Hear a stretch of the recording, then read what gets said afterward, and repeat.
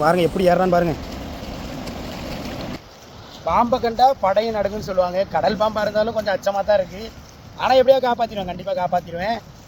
தூக்கி கொண்டு போய் இந்த ஆற்றுப்படுக்கையிலேருந்து அப்படியே கடலில் கொண்டு போய் விட்டுறலாம். சரியா? நம்ம வந்த உடனே அவ்வளோ பயவுலையும் இந்த பாம்பு விட்டுட்டு ஓடிட்டு பாருங்க. அங்கே அந்த நிற்கிறானோ பாருங்க.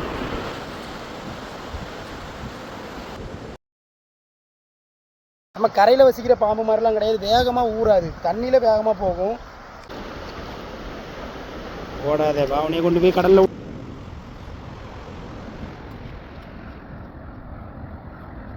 செத்து போச்சுன்னு நினைக்காதீங்க. செத்து போச்சுன்னு நினைக்கிறவங்க தெரியுதா ஊர்றானா.